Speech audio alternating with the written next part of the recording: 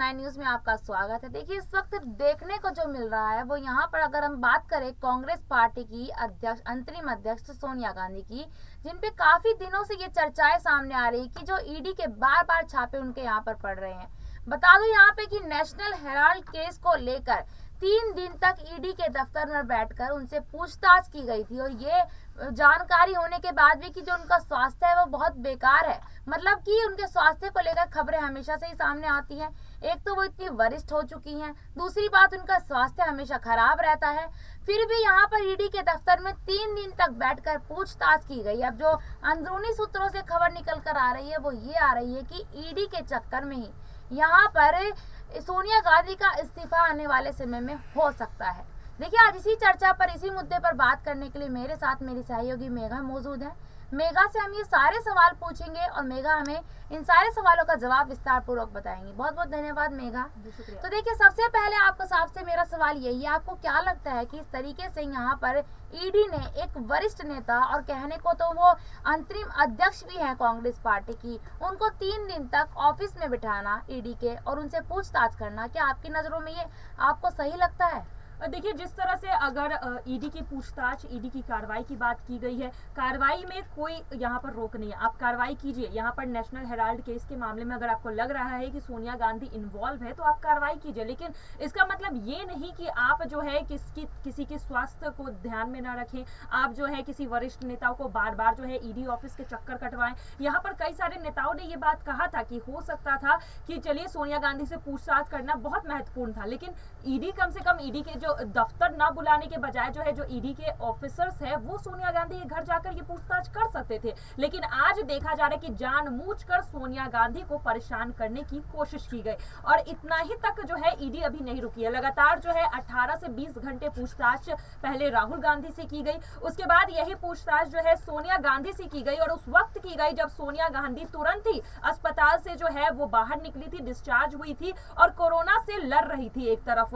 तो यहाँ देखा जा रहा है कि एक तो स्वास्थ्य संबंधित उनकी समस्याएं हमेशा रहती है, लेकिन उसके बाद भी ईडी जो है अपनी कार्रवाई पूरी तरह से कर रही थी और उसका समर्थन भी पूरी तरह से सोनिया गांधी और राहुल गांधी ने दिया भी था। लेकिन आज देश में इतने वरिष्ठ नेताओं को जिस तरह से परेशान किया जा रहा है, इस पर सवाल उठता है, क्या आज ईडी जो है खुद सोनिया गांधी के घर जाकर पूछताछ नहीं कर सकती थी? क्या आज ईडी जिस तरह से छापेमारी कर रही है, क्या यही पूछताछ सोनिया गांधी के घर पर उनके स्वास्थ्य को देखते हुए नहीं हो सकता था? ये एक बड़ा सवाल है और इसी सवाल को लेकर जो है कांग्रेस पार्टी जो है बवाल भी कर रही है कि आज जो है बीजेपी कहीं ना कहीं ईडी को अपने इशारों पर नचा रही है और गांधी परिवार को परेशान करने की कोशिश की जा रही है।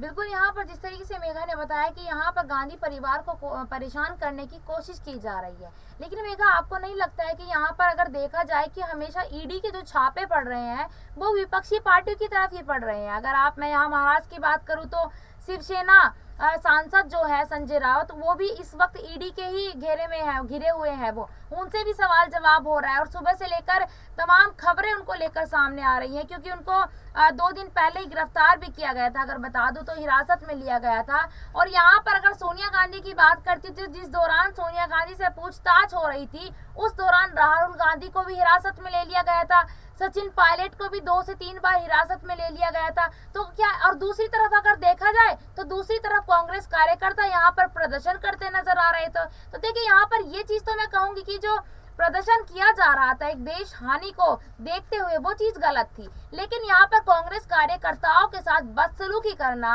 महिलाओं के साथ बदसलूकी करना और यहाँ पर राहुल गांधी को हिरासत में लिया, सचिन पायलट को हिरासत में लिया, क्या ये वाकई में इस तरीके की कारनामे करना ये सही था?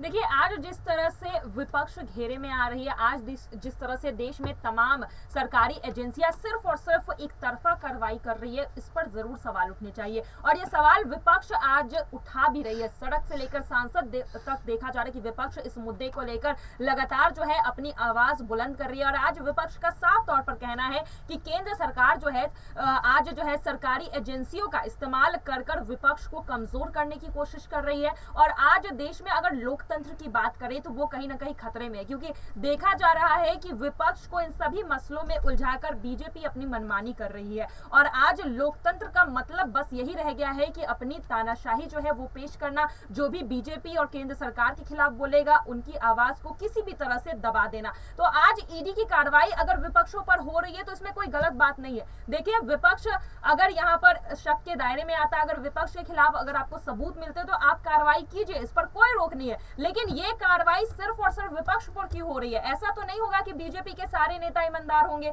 बीजेपी में सभी जो है यहाँ पर अपना काम सही से कर रहे होंगे। अगर उत्तर प्रदेश का मैं आपको उदाहरण दूं तो उत्तर प्रदेश में हाल ही में यहाँ पर जो है योगी आदित्यनाथ सरकार के एक मंत्री ने खुद अमित शाह को जो है ओपन लेटर लिखकर वहां हो रहे भ्रष्टाचार के ऊपर बात कही थी। तो फिर जब आपकी ही सरकार के मंत्री जब उंगली उठा रहे तो ईडी वहां क्यों नहीं पहुंच रही है पूछताछ के लिए? ईडी वहां पर क्यों नहीं देख रही है कि भ्रष्टाचार हो रहा है कि नहीं हो रहा है? तो जब बात बीजेपी सरकार पर आती है तो इन तमाम सरकारी एजेंसी जो है वो बीजेपी सरकार के नेताओं का रास्ता भूल जाती है घर का। लेकिन जब विपक्ष की बात आती है तो वही देखा जाता है कि लगातार जो है ये छापेमारी हो रही है, और सिर्फ एक जगह नहीं हो रही, कई राज्यों में ईडी की छापेमारी हुई और सिर्फ विपक्ष पर हुई है। जब बात बीजेपी पर आती है तो बीजेपी पार्टी के नेता बड़ी आसानी से ईडी के जाल से निकल जाते हैं बाहर।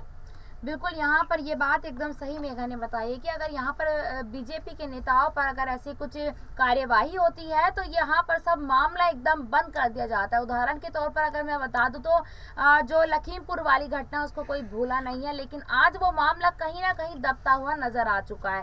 देखिए, ऐसी बहुत सारी चीजें हैं, बहुत सारे मामले हैं कि यहाँ पर बीजेपी के नेताओं को लेकर वो मामले दबा दिए जाते हैं। तमाम चीजें ऐसी है उत्तर प्रदेश के अंदर, अगर क्योंकि उत्तर प्रदेश में सबसे ज्यादा ऐसी चीजें होती हैं जिनको दबा दिया जाता है, तो एक यही बड़ा कारण है कि बीजेपी के अंदर किसी भी नेता, विधायक या मंत्री के ऊपर ऐसी कोई आरोप लगते हैं या फिर उनके ऊपर कोई ऐसी चीजें से निकलकर सामने आती है, चाहे वो करप्शन हो या कुछ भी हो, लेकिन उन चीजों को दबा दिया जाता है क्योंकि वो सत्ता वाली पार्टी के हैं। अगर वो विपक्षी पार्टी के होते तो शायद उनको उनके मामलों को ऊपर उठा के दिखाया जाता है, लेकिन आज उनको दबा दिया जाता है। और यही फायदा है बीजेपी में जाने का कि इस पार्टी के नेता छोड़कर बीजेपी में चले गए, कांग्रेस के विधायकों ने इस्तीफा देकर वो बीजेपी में चले गए। आज यही बड़ा कारण है कि सब नेता और विधायकों को ये लगने लगा है कि अगर वो बीजेपी में चले जाएंगे तो शायद उनके सारे काले कारनामों पर पट्टी बन जाएगी, आंखों पर पट्टी बन जाएगी, किसी को कुछ दिखाई नहीं देगा।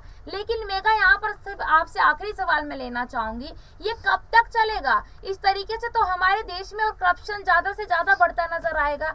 महाराष्ट्र की मैं यहाँ पर बात करूं क्योंकि महाराष्ट्र का मुद्दा इस वक्त सबसे ज्यादा उठ रहा है, क्योंकि यहाँ पर कह सकती हूँ कि जो शिवसेना की एक सांसद है प्रियंका चतुर्वेदी, उन्होंने ये कहा था कि अगर किसी भी नेता को या मंत्री को या विधायक को ईडी से बचना हो या फिर अपने किसी भी ऐसे काली करतूत से बचना हो तो वो दल बदल लेती है। वाकई में ऐसा होता भी मिलता है, तो ये चलता कब तक रहेगा? आपको क्या लगता है? देखिए, आज जिस तरह से बीजेपी अपनी मनमानी कर रही है, भले ही आज उनकी सत्ता है, सरकार है, तो ये चीज चल रही है, ये चीज जो है कहीं ना कहीं पर्दे के पीछे छुपा ली जा रही है। लेकिन यहाँ पर जनता बेवकूफ नहीं है। जनता अब सभी चीजों पर अपनी नजर रख रही है, अपनी राय रख रही है, और जहां पर बीजेपी पार्टी की नीतियां गलत लग रही है वहां पर जनता अपनी आवाज भी उठा रही है। आज अगर ईडी की कार्रवाई हो रही है तो जनता भी इस कार्रवाई को देख रही है और जनता को भी पता है कि आज ये एक तरफा कार्रवाई हो रही है। तो भले ही आज बीजेपी पार्टी अपनी मनमानी कर रही है, लेकिन अगर इस पर रोक लगाना है तो जनता अपनी पावर का इस्तेमाल एक दिन जरूर करेगी और बीजेपी की मनमानी पर रोक जरूर लगेगा। तो फिलहाल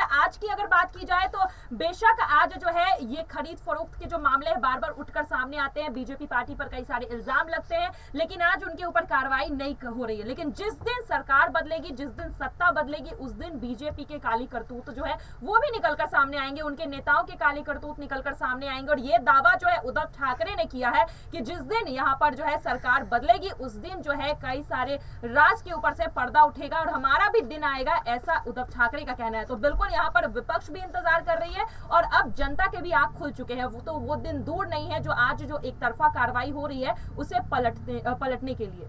बिल्कुल, यहाँ पर मेघा ने एकदम सही बात कही है कि उद्धव ठाकरे ने जो बयान दिया था कि ज्यादा वक्त नहीं है, और शरद पवार भी इस बात को कहते हुए नजर आए थे कि ये सरकार जो है महीने तक रहेगी सिर्फ। ये बीजेपी की सत्ता की सरकार जो इस वक्त देखने को मिल रही है एकनाथ शिंदे द्वारा, वो सिर्फ 6 महीने तक रहेगी।